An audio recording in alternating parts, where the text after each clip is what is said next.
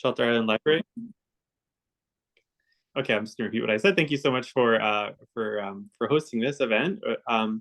I think one of our first stargazing events was with the Shelter Island Library a couple of years ago, and that was really wonderful. And I met a lot of people on Shelter Island who have a lot of enthusiasm for the night sky. So I appreciate you all coming out this evening virtually. I'm going to be talking mostly about the eclipse, which is coming up this weekend, but also some other things in the night sky. So without much further ado, I'm going to start it up, and I'll be happy to take some questions after I finish with this presentation. So one moment.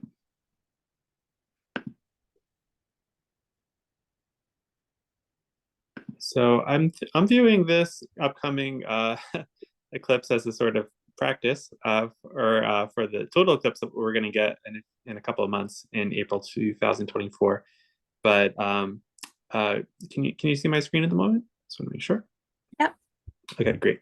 So so I'm going to start off talking about events in October, but as I was preparing this, I came across a couple of things in November and December that are pretty cool too. So I'll be talking about those. The highlight for me will probably be the partial eclipse on Saturday, which will be during the daytime, of course. And we're going to be having an observing party at the Ross School at our dome there. So anyone who is listening now and wants to come, you're welcome to. We are also going to be talking about some of the other things in the night sky, like Jupiter and some galaxies you can see. But let's just get the eclipse out of the way first. So this is called an annular eclipse. And briefly, the word annulus is a Latin word that means ring.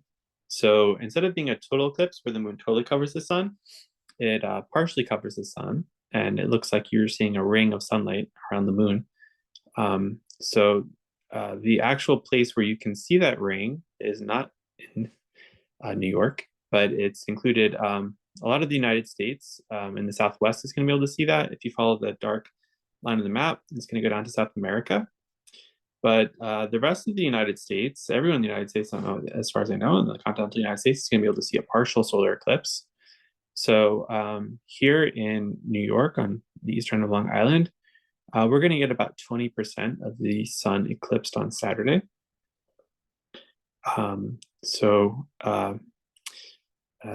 Just a reminder that you can't see it with your naked eye, so it requires a little bit of help. So that's a part of the talk is going to be about too. So the idea of an eclipse is basically that as the moon goes around the Earth, it drags its shadow along with it, and occasionally the Earth intersects with the shadow of the moon. Now, this could happen every single month if the plane of the moon's orbit and the plane of the solar system are lined up perfectly, but that's not the case. And so most of the time, the shadow of the moon goes underneath the Earth or a little bit over the Earth. But about twice a year, we get into a season where eclipses can happen. So this video from NASA gives you an idea of the geometry. I like it because it shows the actual relative sizes of the moon and the Earth and their distance from each other. They're pretty far apart. And the shadows are very long and skinny. So here you can see like a sort of oblique view. Now, the wonderful thing about eclipses is that the shadow of the moon just barely reaches the Earth. It just kind of grazes it. So if the moon was a little bit farther away from us than it is now, we wouldn't see total eclipses at all. They would be always partial eclipses, always annular eclipses. And if the moon were significantly closer to us, then the moon would kind of just completely cover the sun. And we would kind of lose out on a lot of the special effects of a total solar eclipse, which I'll talk about in a little bit. But as it is, the moon is 400 times smaller than the sun, but 400 times closer. So they just perfectly cover each other. It's a wonderful coincidence. And here you can see what it looks like when we have a total eclipse. This is from the eclipse of 2017, which just passed right over most of North America. And the shadow of the moon, like a giant pencil, it just came and grazed the surface of our planet. Now, the actual shadow of the moon is so small when it hits Earth that it only gives a total eclipse for a very small area, like a few miles across the path is usually. However, when we have an annular eclipse, I'm sorry, let me go back to the picture of the ring of the sun. Now, an eclipse like this, the shadow doesn't quite reach the Earth. So what that means is that instead of seeing the totally uh, dark sun, we're just seeing a ring of the sun. The moon is too far away to cover up the entire sun. So annular eclipses aren't quite as common actually as total eclipses, but they're definitely interesting. They probably because some of the most amazing things about eclipses happening during total eclipses. I'm not making a significant effort to travel to the annular path, which I did for the total eclipse of 2017, which I will do again for the total eclipse of 2024. But a lot of people are heading out to the Southwest US to take pictures of this event. Now, during a total eclipse, like the one we'll have in a few months, what happens is that the bright part of the sun completely disappears. And so for a few minutes, a very short amount of time, the one in 2024 will be less than 3 minutes, I think, you can actually look at the sun through naked eye. You can see these amazing phenomena of the corona.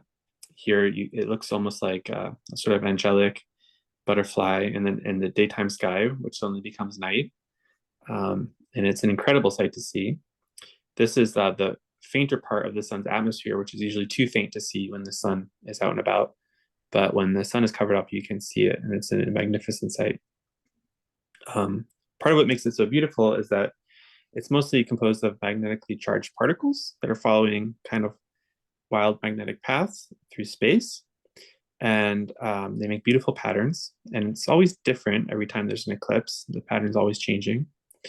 And also, if you have a telescope and you look at a total eclipse, you see incredible phenomena. These are called prominences, these purple flames coming out of the sun. These are sort of like giant eruptions on the surface of the sun. And each of those flames, they don't look particularly big maybe, but they're much bigger than the Earth itself. So that's some of the highlight of a total eclipse. And again, I repeat, we'll get one in just a few months, April 8th, that will actually pass through upper New York, through Vermont, Montreal, a couple of places not that far from here, but it won't actually pass over Long Island. So if you want to see this, you do have to travel. And I think that me and a couple other people who are really dedicated to seeing this are going to travel to probably Texas or somewhere in the Southwest that has better weather that time of year. If you want to see a partial eclipse, though, you're in luck because you don't have to travel. You just show up on Saturday, and you can come to our event, or you can watch from home, and we'll tell you about. But this is what the maximum of the solar eclipse will look like on Saturday at 1:17 p.m. The moon will take a little bit of a chunk out of the sun.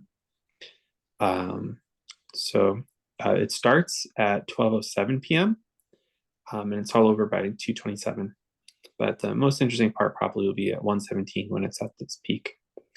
Now, to watch an eclipse, you really have to be careful. I can't say this enough because it is the only really dangerous thing you can try to observe in astronomy because it can cause serious eye damage if you're not careful. So there's a very safe and time-tested way of looking at the sun, and that's using the principle of a pinhole camera. Sometimes this is called a camera obscura. So what that means is just a dark room in Latin, and here's a picture of one. So the idea is that if a person is standing in a very dark room during the day and there's a little hole in the wall, he sees an image of whatever is outside project on the wall upside down. And this is actually the most basic kind of camera that there is. And the principle behind it is pretty straightforward. There is only one path from, here's an image of an actual camera obscura I found online. Can't vouch for this one, but it's supposed to be from Prague. I don't imagine they're usually very bright, but basically there's only one path from the outside to the point on the wall to illuminate it, and it'll be illuminated by whatever the color of or the brightness of the object outside is. So if there is a wider opening, like a regular window, usually there's so many light rays coming from so many different paths that it all kind of blends together, and you just see kind of a white spot on the wall instead of a clear image. But the smaller the pinhole is, the better the image. And there's a trade-off here in that if you make a very small hole, you get a very faint image, but a very crisp one. If you have a larger hole, you get a brighter image, but a more fuzzy one. So I'm not sure when pinhole cameras were discovered. Were discovered by evolution billions of or millions of years ago by the first creatures that had eyes. An innovation that animals came up with was to put a lens over that little hole in the wall that concentrates lights coming from different directions onto the same point. I'm sorry, so lights emanating from, say, the top of this tower pass through various ways to get through the lens, but they're all concentrated on the same point on the wall. That's the principle of a regular camera. And so using this clever contraption of using a convex lens, you're able to get a much brighter image. But that took humans a long time to discover. But nature gives us these kind of pinhole cameras all the time in the form of trees. So here's something I would like people to just pay attention to tomorrow before the eclipse actually happens. And you'll see it really clearly on Saturday and also on any other day that the sun is out. The sun is constantly making little images of itself on the ground. So here's an image during a solar eclipse, a very significant one, where the moon is covering most of the sun, and you see these crescents of light on the ground. These are pinhole images that have come through trees. So if you look up at a tree in the sky, you'll see various holes between the leaves, and some of them are too big to make a pinhole camera, but there's always some smaller holes. And those provide very nice little images of the sun on the ground because the sun is extremely bright, so it doesn't need a very large pinhole to make it work. If you have multiple pinholes, you get multiple images. And so instead of just getting one image of the sun, we're getting usually hundreds of images of the sun. So here's another picture from a very advanced partial solar eclipse. Here's one that's not so advanced. This is more like the partial eclipse that we'll see on Saturday here on Long Island. So a good chunk is missing from the sun, but not a whole bunch. You'll see it more like a partially bitten apple. Here's just a video I took today on the street. You can see these kinds of images of the sun every single day where the sun is out, just little circles on the ground. And I think most of us, if we see that, if we pay any attention to it at all, we might think there's just a circular hole somehow maybe in the line of the trees, but that's not the case. The hole is usually pretty irregular in shape, but because it's small, it's making a nice image of the sun, and the sun is the round object, and that's why we're seeing these circles everywhere.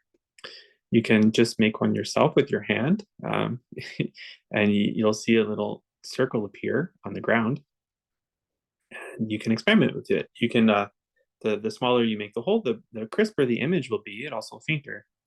So that's the trade-off we get with using the pinhole image, but this is a perfectly safe way to look at the sun because you see an image of what the sun looks like a much dimmer way on the ground or on a piece of paper or something like that, and you can safely observe the solar eclipse that way.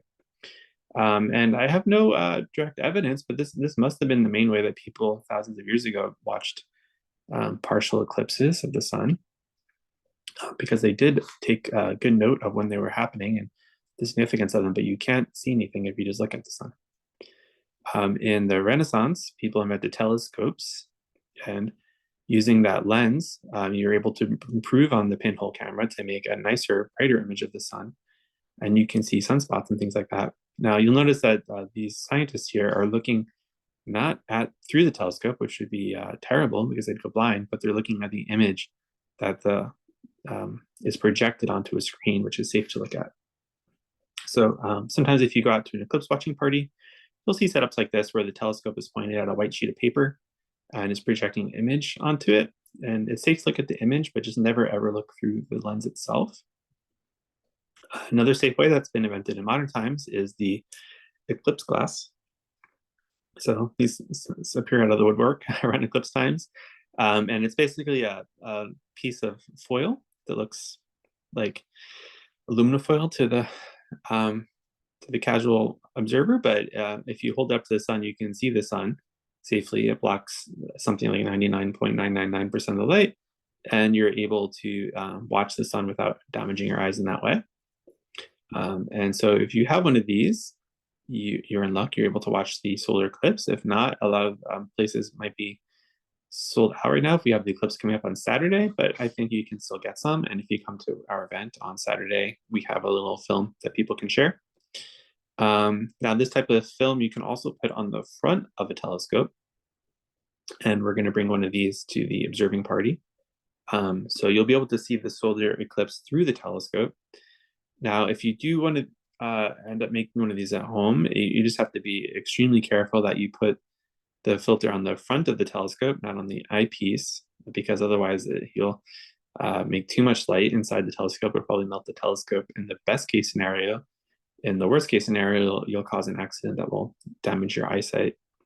So I don't know how to make this more clear. If you ever look at the sun through a telescope without any kind of filter, you're really risking immediate eye damage, immediate blindness, and unrecoverable eye injury. So just don't ever look through a telescope during the daytime unless you're absolutely sure it's not pointing at the sun. And if it is possibly pointing at the sun, make sure it's absolutely covered with a filter. And you can double check the filter before you use it by holding up to the sun and make sure there's no little holes in there. So that's my public safety warning. I don't know how many people ever actually damage their eyes during eclipses, but if it's one person, that's too many. So just be careful.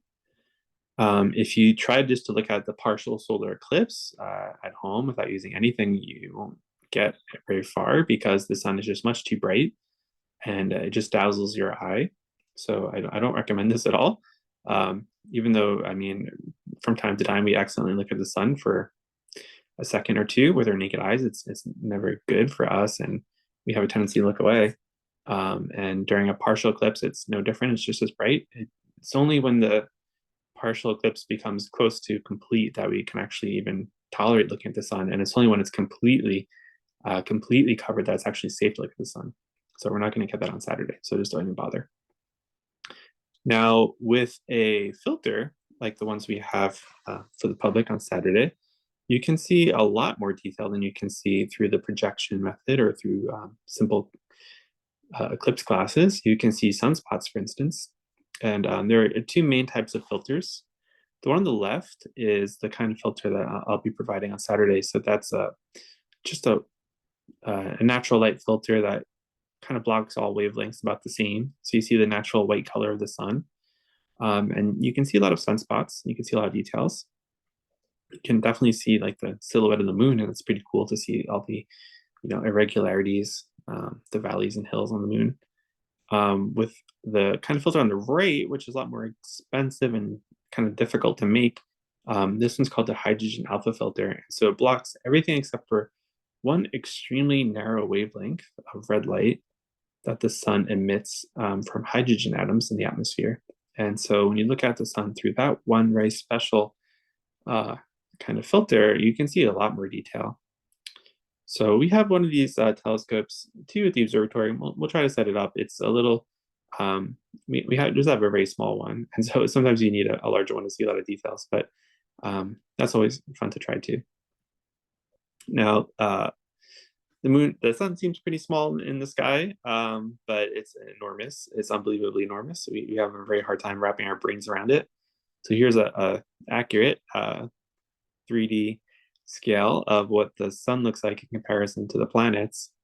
Now, the only planets you can possibly see, probably see, are the four giant planets: Jupiter, Saturn, Uranus, and Neptune. And then maybe if you squint, you can see the four terrestrial planets, including Earth, as tiny little dots. So our planet is really, really small compared to the sun. But let's focus on the largest of the planets, Jupiter, which is also in a good position this time of year. So it's going to reach what's called opposition on November 3rd, which means it's closest it gets to Earth, basically. So throughout this whole fall, you can easily see it in the night sky. It's the brightest thing, looks like a star. So it's rising right now around midnight, and maybe a little bit before midnight, but it's really spectacular all night long as we get into November. This picture by Damien Peach highlights a couple things that are interesting to see.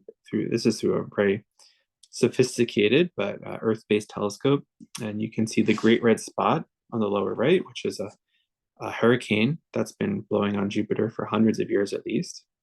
You can also see a silhouette of one of the moons, and if you're very careful, you can actually see the moon itself. It's the moon Io.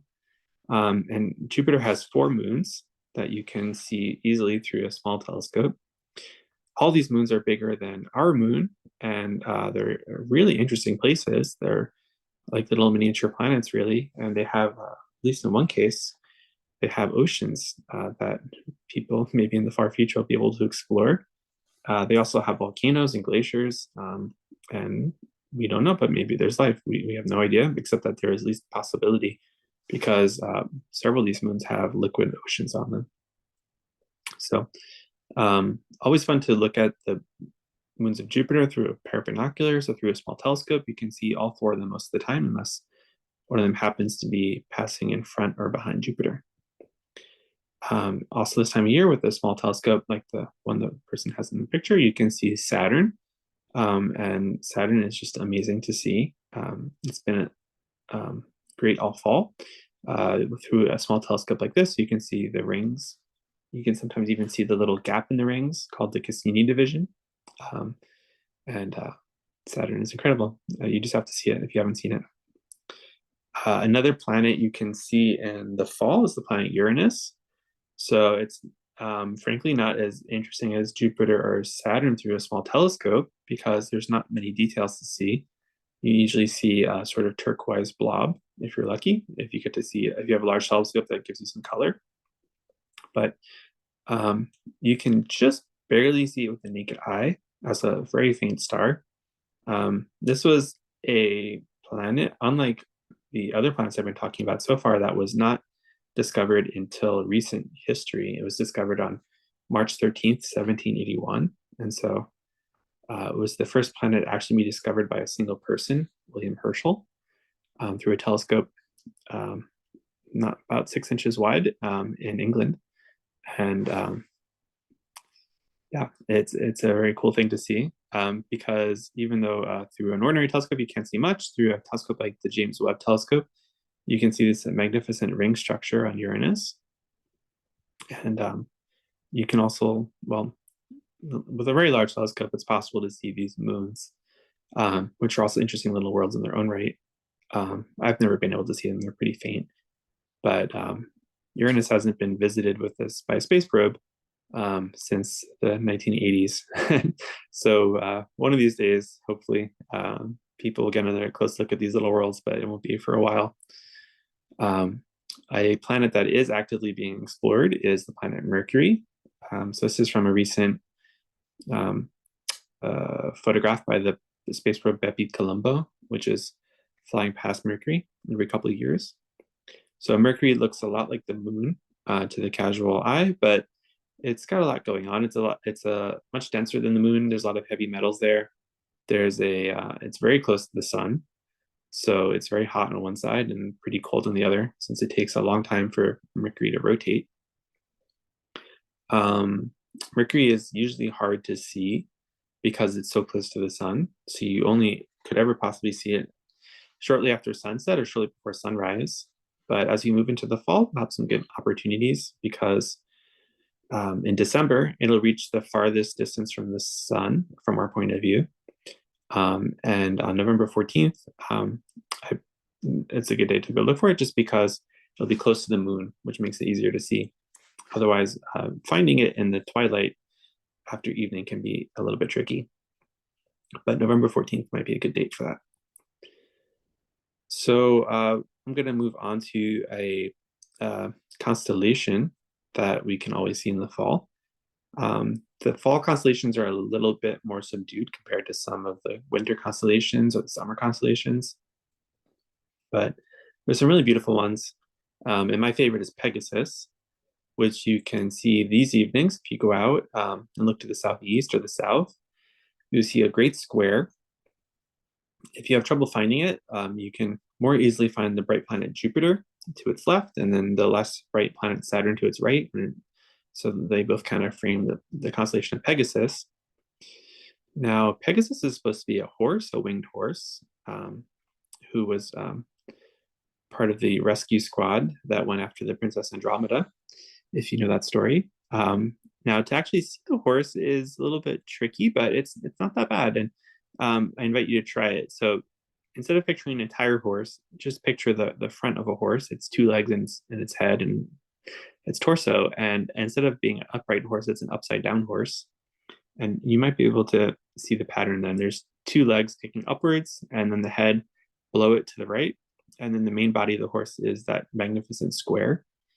Um, so I think this is a fun constellation. There's no upside down in space. So Pegasus is just flying through the universe.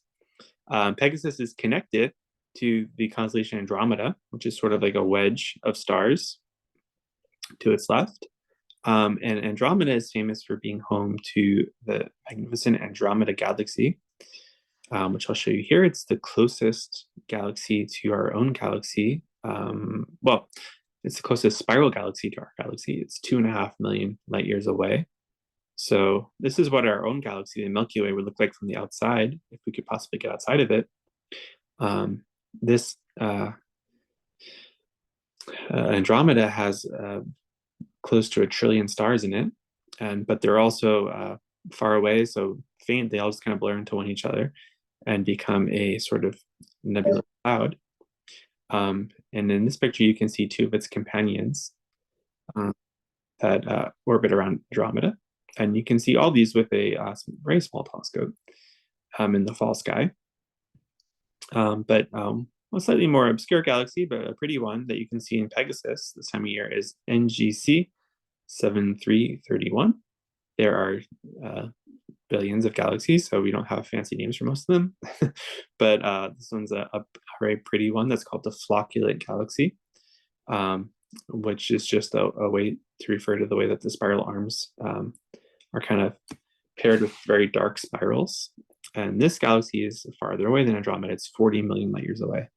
So seeing this requires probably a bigger telescope. And instead of seeing a very bright and obvious cloud, you see a sort of dim one. I enjoy looking for galaxies. They're a challenge. They look a bit like ghosts when you finally see them because they are just faint little patches of light unless you have an enormous telescope. But it's more the intellectual pleasure that you get from seeing these things and knowing how many millions of years the light has traveled to get to your eyes.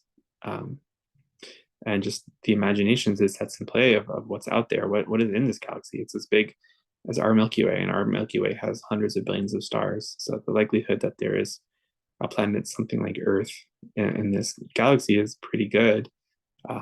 More likely that there are millions upon millions of planets like Earth in this galaxy. So something to think about. And that goes for pretty much every galaxy in the universe as well. And you can see even more distant ones in the background. So there's a couple of great meteor showers coming up this fall. And here are the key dates: the Orionids on October 21st and the 22nd, the Leonids on November 17th and the 18th, and then the Geminids on December 13th and 14th. These are all great meteor showers, but they're especially good this year because I think in almost all the cases, the moon won't interfere, especially in the morning hours, which is the best time to go and look at meteor showers. They are the most active at 3 or 4 in the morning. Here is an image of the Geminids. So the meteor showers are named after particular constellations because for various reasons, it looks as though all the meteors are coming from a point in that constellation. So if you are out and looking at the Geminids in December, you trace back the meteors that you see, they all seem to be racing away from Gemini. But in reality, you can see meteors in any part of the sky. You don't have to just look at the constellation that they're named after. And the Geminids are a particularly bright and nice meteor shower. So that's my talk for this evening. I am happy to take questions from anyone out there listening about how to observe the eclipse or how to observe anything else in the autumn sky. So thank you for taking your time to listen to me tonight. This is great. Thank you so much. While we're just waiting to see if there's any questions, I just want to mention that you can visit the Hamptons Observatory website to find out about some more programs. I'm going to put a little note in the chat so you can see the link, sign up for their mailing list, and find out about some more upcoming lectures. So, William, thank you so much. Thank you. Could I ask a question? Can you hear me? I can hear you. Hi, William. Thank you. I love your talks. Thank you. I've been looking forward to the total solar eclipse, and I was considering driving upstate to the Adirondacks. What do you? I read someplace to stay away from lakes. I don't know if that's true. Like, I can't decide where to go. That's interesting. I haven't heard that about lakes. But yeah, let me. I don't know specifically the map of how it's traveling across New York, but I think it'll pass through the Adirondacks. I would definitely recommend doing that. Make sure you're in the zone of totality, which you can find maps online of where that would be. But that would be amazing. I highly recommend to every single person listening to this that you travel to see the total eclipse of April 2024. I traveled with my sister in 2017 to Tennessee, a long drive, but it was extremely worth it. It's the most amazing thing you can see on this planet, in this universe, for all I know. It's really incredible because you see you just see the sun disappear from the sky and it's replaced with this magnificent kind of black hole. It's so beautiful. You see many stars come out. You see the planets Venus and Mercury usually, and it's just magnificent. So we're lucky because it's going to be visible not that far from us. Like I said, in upstate New York, Vermont, all those places. It's also going to be, it starts in Mexico and then travels through Texas and then eventually passes on through Canada. So there are a lot of places to see it from. The main thing you want to just be cognizant of is the weather, because unfortunately, if it's cloudy on the day of the eclipse, that's disappointing, to put it mildly. You just want to be in a spot with good weather, clear weather. And you can't predict that months ahead of time, not even weeks ahead of time. So that's the biggest nail biter of the whole thing. That's why, for instance, I'm planning to travel as far as Texas, because Texas has a much higher likelihood of clear weather than upstate New York. Upstate New York is a lot more convenient. But even still, if that's where you want to go, that's a great place to go, because if it's clear on that day, that you'll just see an amazing sight. And I need to repeat, because anyone who actually is on Long Island will not see a total eclipse on that day. So you really have to travel. And but unfortunately, in this case, you don't have to travel as far as you usually do. It's not that far. Thank you. Thank you. Okay, does anybody else have any questions? Oh, why is the sky blue? Sure. So I just want to repeat, because I'm not sure I got this. So the total eclipse is going to be in April 2024? Yes, 6 months from now. But you don't know about when? I believe it's April 8th, but I could be wrong about that. But that's let me double check before I put out misinformation. Yeah, let me see.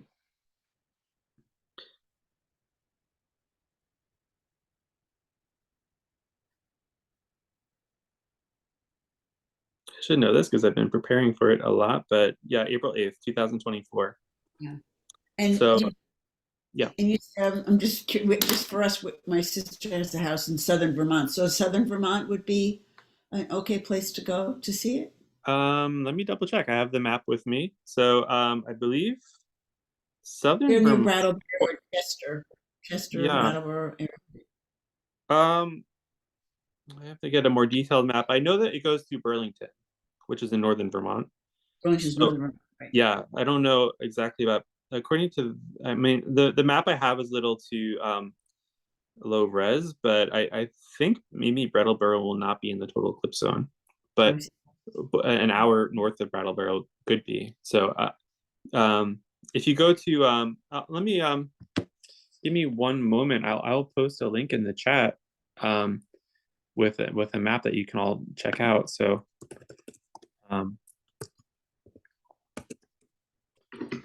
it's pretty straightforward. So I'm gonna just go into the chat here.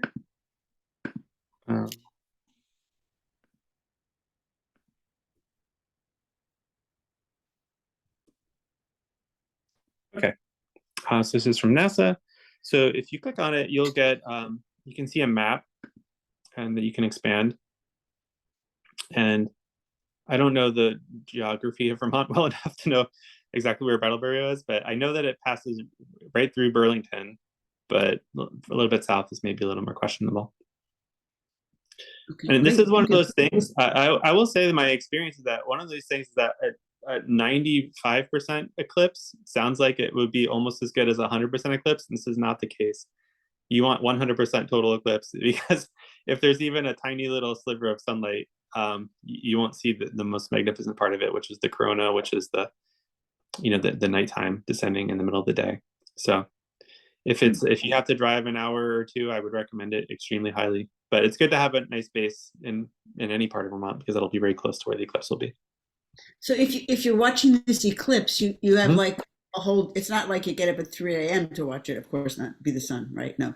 So you watch it like during the day, daylight hours, I guess, right? Yeah, it'll be during daylight hours. I forget what time it will be. It depends on where you are.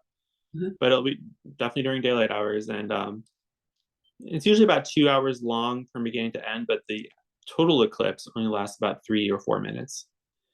Oh. And that's the most amazing part. Yeah, it goes by very fast. But yeah. But it's a 2 hour span, but the 2 to 3 minutes is the total eclipse. Yeah. Okay. Good. That's great. The first part, as you're waiting for the eclipse, the hour that you're waiting for the eclipse, when it becomes more and more extreme partial eclipse, is exciting and very fun. Then you get the 3-4 minutes, whatever it is, total eclipse. It's the most amazing experience of your life. After an anticlimax, people start going home. But it does go. That's great. For the partial eclipse, it's all about the same amount of excitement throughout the whole day. It doesn't get super exciting, but it is I think with eclipses, one thing I'll say is that a lot of people think that they've seen an eclipse because they've seen a partial eclipse. A lot of people have seen partial eclipses. They're very common. And people are underwhelmed because it's not the most exciting thing in the whole universe. It's neat, but I can't even compare like how a total eclipse is like infinitely better than being than a partial eclipse. It's just, that's why I always try to evangelize about this, because it's something that I think a lot of people who have seen a partial eclipse might not think it's worthwhile to travel even a small distance to see a total eclipse, but it's extremely worthwhile. Yeah. Great. Thank you. And we're having a talk actually with the observatory, an Australian researcher who studies the psychology of eclipses, and she's done a lot of research with how people's lives are changed after they see a total eclipse. It's just an incredible experience. Yeah. Okay. There was a question of someone, the eclipse traffic is amazing. Yeah, thank you, Julia. Yeah, I remember the eclipse traffic just being insane. It was especially coming home afterwards, because everyone leaves at the same time. So prepare for that. Prepare for all kinds of logistical craziness. But it's worth it. It's definitely worth it. Yeah. I think someone asked, why is the sky blue? It's interesting. It has to do with basically the shorter wavelengths are more likely to interact with oxygen atoms. And when that happens, they are proportionally bounced around more. So if you have light coming from the sun in every kind of color, a lot of the redder wavelengths will kind of pass through the atmosphere without much fuss. But the bluer wavelengths, which are more energetic, they're more likely to bounce into an oxygen atom, or I guess a nitrogen atom, and they're likely to be bounced sideways. So when we look up at the sky, we're seeing all the light that didn't quite make it through the atmosphere, that hit something and and then traveled towards our eyes, So and those are preferentially blue. So that's the main reason why the sky is blue. It's interesting. I mean, probably to get a more detailed explanation than that requires a lot more physics than I have at my fingertips. But it's also the same reason why the sky at sunsets is red, because as the sunlight passes through the atmosphere, that blue light gets scattered, it gets exhausted. So if the sun is coming directly through us through lots and lots of air, which it does right before sunset or right during sunrise, the blue light is mostly depleted, and so we're just seeing the red light that's left over. And if there's one eclipse connection I can make, is that if you think about what happens during a lunar eclipse, which is when the Earth shadow blocks the sun, from the moon's point of view, the Earth is passing in front of the sun, and the Earth is much bigger than the image of the Earth is much bigger than the sun's image from the moon's point of view, because the Earth is pretty big. It's about 4 times the size of the moon. So if you're standing on the moon, you're looking up. When that happens, you see the ring of Earth's atmosphere is the main thing you're seeing. And the Earth's atmosphere from the moon is totally red, because you're seeing all the sunsets and all the sunrises in the world happening at the same time in a giant ring around the Earth. So as far as I know, no one has ever been on the moon during a lunar eclipse, so no one's seen that. But that's one reason why the moon turns blood red during a lunar eclipse. And there will be a lunar eclipse in 2 weeks. However, we won't be able to see it in New York. I don't think so. Mostly in Europe. And lunar eclipses, and so every time there's a solar eclipse, there's usually a lunar eclipse within 2 weeks, and vice versa. They go together. All right. All right. Well, thank you everyone for being here. William, thank you so much. Thank you. This was great. All right. Yeah. I'd just like to extend an invitation again. Anyone who wants to come by to the Ross School on Saturday around 12 o'clock, that's when we'll be there, and we'll be looking at this partial solar eclipse. So feel free to join. Thank you. Thank you. Thank you. It was great. Thank you. Thank you very Good much. night. Thank you. Right. Thanks so much. Thank you. Thank you.